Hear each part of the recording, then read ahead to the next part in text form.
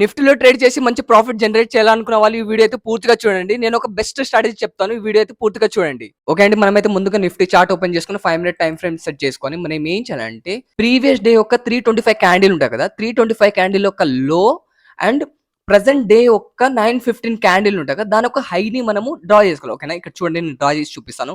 Previous day candle యొక్క 325 candle ఉంది కదా, క్యాండిల్ యొక్క లో అండ్ ప్రెసెంట్ డే యొక్క 915 క్యాండిల్ యొక్క హైని మనం డ్రా చేసుకుంటే మనకు ఒక జోన్ అనేది క్రియేట్ అవుతుంది. ఓకేనా, ఎప్పుడైతే మార్కెట్ ఈ జోన్ ని టచ్ చేస్తుందో అప్పుడు మనం ఏం చేసామంటే షార్ట్ కి వెళ్తాం, షార్ట్ పొజిషన్ తీసుకుంటాం. ఓకేనా, ఇక్కడ చూసుకుంటే ఈ గ్రీన్ క్యాండిల్ టచ్ అయింది కాబట్టి మనం ఏం చేస్తామంటే ఈ జోన్ యొక్క పైలో మనము స్టాప్ లాస్ పెట్టేసుకొని మనం 1:2 అనేది టార్గెట్ తీసుకొని మనం వెళ్ళిపోతాం. ఓకేనా, సో ఈ విధంగా అయితే మనం ట్రేడ్ తీసుకోవాలి ఈ స్ట్రాటజీ తోటి. వేరే ఎగ్జాంపుల్ చూపిస్తా చూడండి. ఇక్కడ చూసుకుంటే ఇది 325 క్యాండిల్ కదా, ఇది 915 క్యాండిల్ కదా.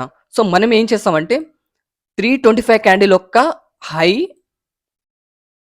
925 క్యాండిల్ యొక్క 925 క్యాండిల్ యొక్క లో. ఓకేనా, సో ఇక్కడ డ్రా చేసుకుంటే మనకు ఒక జోన్ క్రియేట్ అయింది కదా. సో మన జోన్ కింద స్టాప్ లాస్ పెట్టేసుకొని ఇక్కడ ఈ ఈ ఈ క్యాండిల్ దీనికి టచ్ అయింది కదా, సో ఇక్కడ మన ట్రేడ్ ప్లేస్ అయింది రైట్.